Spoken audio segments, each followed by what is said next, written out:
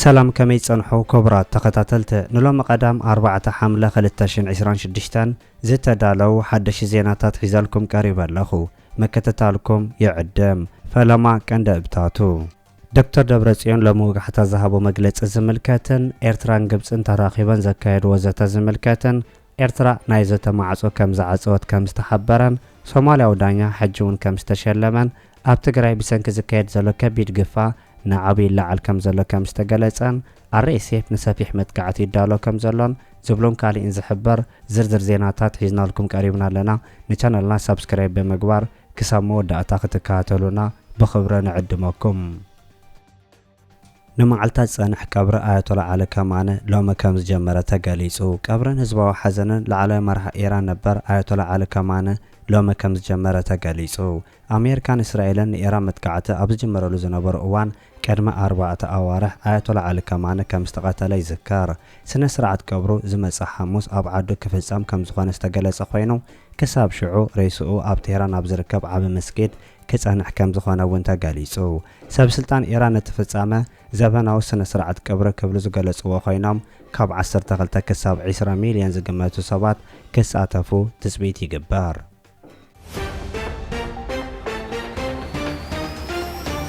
صوماليا ودانيا حجون كم استشلمت قاليصو ابوانجا عالم كم دانيا خوينو كسرح ناب امريكا دحر مخادو كاب ايربورت تملسه صوماليا ودانيا عمر ارتان أبكيوت حد شلمات كم استقبل تحبيرو اتو صوماليا ودانيا اب افريكا بستخيرو الدرديانو بلوت دانيا 2025 تباهيلو تشلمو زنبره خوينو فيفا ون نناي وانجا عالم دانينات كم زمرصو يذكر ناي امريكا منغست دانيا مسناي شبرا وغنات متأسرالو بزبل كسه كاب ايربورت ناي امريكا كم زملسوون بتوزاق يفلات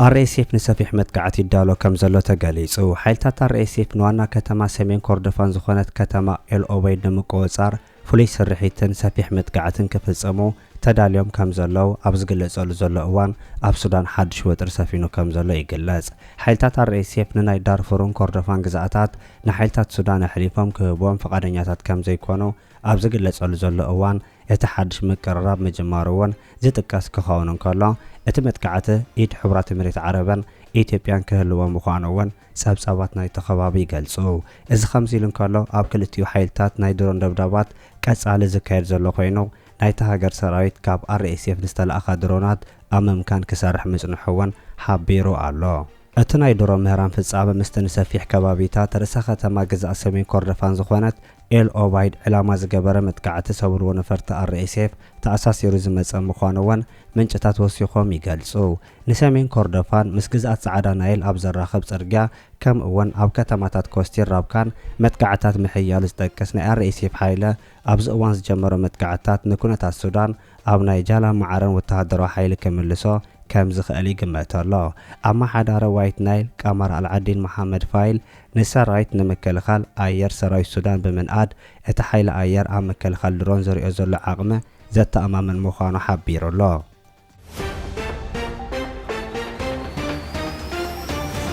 ኤርትራን ግብጽን ረከብ ከም ዘካየዳ ተገሊጹ ኤርትራን ግብጽን በመንገድ ሚኒስትሩ ጻጉዳ ቢላን ብናይ ቴሌፎን ጻውዒት ከም ዝተራኸባ ተገሊጹ ሚኒስትሩ ጻጉዳ ኤርትራ ዑስማን ሳልሕ ምስ ሚኒስትሩ ጻጉዳ ግብጽ በድር አብዱልዓተ ኣብ ክልቲኦ ዝምድና ዘተኮረ ረከብ ከም ዘካየዱን ነቲ ኣብ መንጎ ክልቲአን ሃገራት ከምዕብል ጸንሐ ረከባት ንምሕያል ዝዓለመ ምንባሩውን ተጠቒሱ ረከብ ኤርትራን ግብጽን ንኩናት ሱዳንን አመታቱን ከምውን ጸጥታ ቀርነ አፍሪካን ቀይሕ ባህርን ኣብ ቅድሚ ሰርዕ ምዃኑውን ካብ ኣስመራ ዝተረኸበ ሓበሬታ ይገልጽ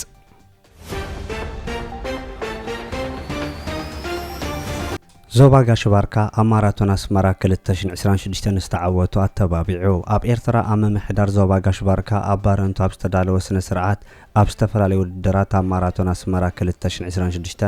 ዝተዓወቱ ከም ዘተባብዐ ተገሊጹ ኣብ ዞባ ጋሽባርካ ስፖርታዊ ምንቅስቃስ ከምቲ ዝደለ ዘይምዕባሉ ኣመልኪቱ ኣማሓዳርቲ ዞባ ኣምባሳደር መሐመድ አሊ ሑሪ ኣብ ዝሃቦ መግለጺ እቲ ናይ ምትብባዕ መደብ ሞራል ስፖርተኛታት ንምዕባይ ከም እውን ንዕቤት ስፖርት ዕንቅፋት ኮይኖም ዝጸንሑ ንምእራም ምዃኑ ሓቢሩሎ ኣብ ዞባ ዳይሬክተር ባህልን ስፖርትን እድሪስ ሳሊሕ በወገኑ እቲ ናይ ምትብባዕ መደብ ኣካል ናይቲ ስፖርታዊ ምንቅስቓስ ንምምዕባል ዝካየድ ዘሎ ውህድ ጻዕሪ ምዃኑ ብምግላጽ ተሳትፎ ሕብረተሰብ ክሕየል ጸዊዑ ኣሎ።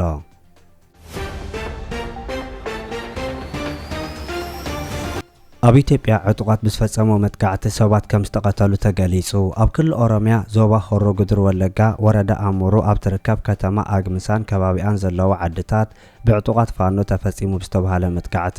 ክልተ ንጹሃን ዜጋታት ሓዊስካ 11 ሰባት ከም ዝተቐተሉ ነበርትን ዋና ኣመሓደሪ ናይቲ ዞባን ሓቢሮም ንክብል ቢቢሲ ጸብጺቡ።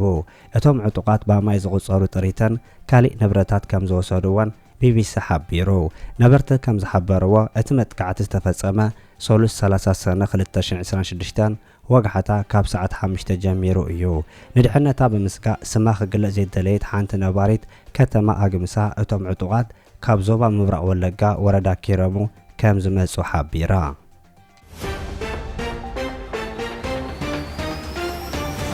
ኣብ ክልል ትግራይ ዝካየድ ዘሎ ገፋ ንህዝቢ ኣብ ስግኣት እትይዎ ከም ዘሎ ተገሊጹ። ኣብ ትግራይ ብሰንኪ ኣብታ ክልል ዝተረኣየ ናይ ኣልማማ ገፋ ህዝቢ ናዕበ ከም ዘርአየ እውን ይግለጽ ኣሎ። ብፍላይ ኣብ መቐለ ዞባ 5 ኣዴታት ነቶም ተገፊፎም ዝተወሰዱ ደቀን ንምምላስ ዝፈጸምዎ ናይ ተቃውሞ ተርእዮ ኣዝዩ ኣሰንባዲ ፍጻመ ኮይኑ ከም ዘለዎን ይንገር ኣሎ። ኣብ ክልል ትግራይ ስልጣን ሒዙ ዘሎ ናይ ሕወሓት ሓይለ ናይቲ ክልል ህዝቢ ኣንጻር ፌደራላዊ መንግስቲ ኢትዮጵያ ዳግማይ ናብ ውግእ ከኣቱ ከደፋፍእ ምጽንሖን ነቲ ውግእ ዝኸውን ምድለዋት ኣብ ምግባር ከም ዘለዎን ክሕበር ጸኒሑን ኣሎን። እቲ ኣብ ከተማ መቐለ ዝተረኣየ ኣሰንባዲ ፍጻመ ህዝቢ ናይቲ ከባቢ ብሓይሊ ይግፈፍን ብዘይደለዮ ኣገባብ ናይ ኩናት ክውሰድ ይፍተን ከም ዘለዎን ናይቲ ከባቢ ምንጭታት ይገልጹ ኣለው። እቲ ተርእዮ ኣንጻር ናይቲ ኣብ ስልጣን ዘሎ መንግስቲ ትግራይ ዘውፅኦ ፖሊሲ ምዃኑ ዝገልጹ ሰበስልጣናት ናይቲ ክልል በቲ ኣብ መቐለ ዘጋጠመ ፍጻመ ኣሻቓሊ ምዃኑ ክገልጹ እንከለዉ ነቲ ተርእዮ ዝምልከቶም ኣካላት ክሕተትሉ ምዃኖም ሓቢሮም ኣለው። ብኻልእ ዜና ትግራይ ብቤት ጽሕፈት መዓድን ትግራይን ኢንስቲትዩት መጽናዕትን ምርምርን ፖሊሲ ትግራይ ዝተዳለወ ውፅኢት መጽናዕትን እስትራቴጂካዊ ሮድማፕ መዓድን ትግራይ ዝደስስ መድረኽ ይካየድ ከም ዘሎ ተገሊጹ።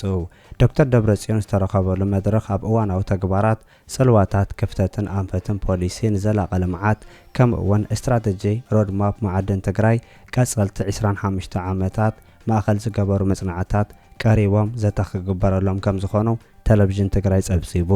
ኣብዚ ናይ ሎም መድረኽ ዝተረኸበ ፕሬዝዳንት ክልል ትግራይ ዶክተር ደብረጽዮን ኣብ ዝሃቦ መግለጺ ካብ ሃፍትታት ትግራይ ሓደ ዝኾነ ዓውዲ ማዕድን ንዘላቐ ረብሓ ትግራይ ክውዕል ካብ ጸጋታትና ንጥቀመሉ ኣገባብ ክህልው ዝግበር ጻዕሪ መንግስቲ ትግራይ ኣድላይ ሓገዝ ክገብር ኢሉ።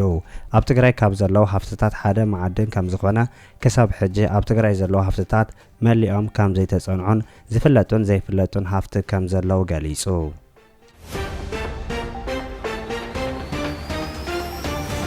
ኤርትራ ናይ ዘተ ማዕጾ ከም ዝዓጸወት ተገሊጹ። ኤርትራ ኣብቲ ምስ ናይ ሰብኣዊ ምስላት ጉጅለታት ዝግበር ዘተታት ፈረ ከም ዘይተረኸቦ ብምሕባር ኣብቲ ክትዕ ክትሳተፍ ከም ዘይኮነት ምግላጻ ተሓቢሩ። ኤርትራ ኣብቲ ኣብ ውሽጢ ሃገር ከም ዝግበር ዝተገለጸ ናይ ሰብኣዊ መሰላት ጸገማት ዘሎ ጸብጻባት ካብ ሓቂ ዝረሓቐ ምዃኑ ብምሕባር ኣብቲ ዝካየድ ኣኼባታት ክትሳተፍን ክትምልስን ከም ዘይኮነት ዘፍለጠት ኮይና ሚኒስትር ወጻኢ ጉዳይ ኤርትራ ነቲ መግለጺ ምሃቡ እውን ተሓቢሩ። ኤርትራ ንኣስታት 14 ዓመታት ኣብ ሓደ ፋይዳ ዘይብሉ ክትዓት ተጸሚዳ ከም ጸንሐት ዝነገረ እቲ መግለጺ መሰረት ዘይብሉ ውፅእ ሓሶት ዘበገሶ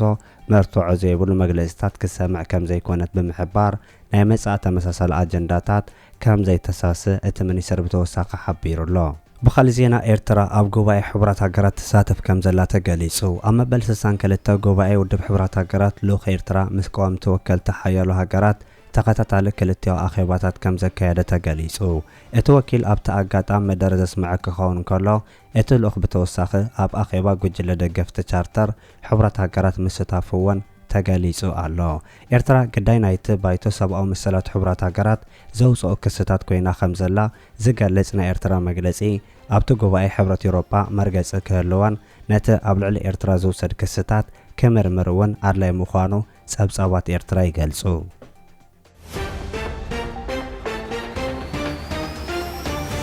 بمنقص فيدرال ኣብ ትግራይ ዝውላዕ ኩናት ጎራብታ ሃገራት ዝሕወስሉ ዞባዊ ሓደጋ ናይ ምእኳን ተኽእሎ ኣለዎ ክብል ተንታኒ ፖለቲካ ቀርኒ ኣፍሪካ መሐመድ ኬር ዑመር ተዛሪቡ።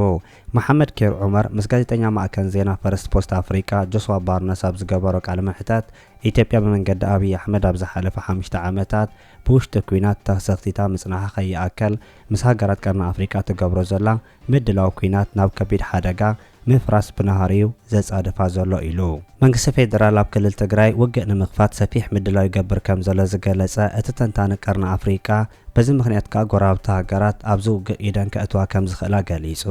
መንግስቲ ፌደራል ኣብ ጉዳይ ውግእ ሱዳን ኢዱ ብምእታው ንኣርኤስኤፍ ይሕግዝ ከም ዘሎ ብምሕባር በዚ ከዓ ሰራዊት ሱዳን ኣብ ውግእ ኢትዮጵያ ኢዱ ናይ ምእታው ተኽእሎ ሰፊሕ ከም ዝኾነ ገሊጹ። ብምኽንያት ቀይሕ ባሕሪ ኣብ ኤርትራ ኣብ ከቢድ ምትፍናን ከም ዘሎ ዝገለጸ እቲ ተንታኒ ምስ ኤርትራ ዘሎ ምትፍናን ናብ ውግእ ዘምርሐሉ ዕድል ሰፊሕ ከም ዝኾነ እውን ገሊጹ።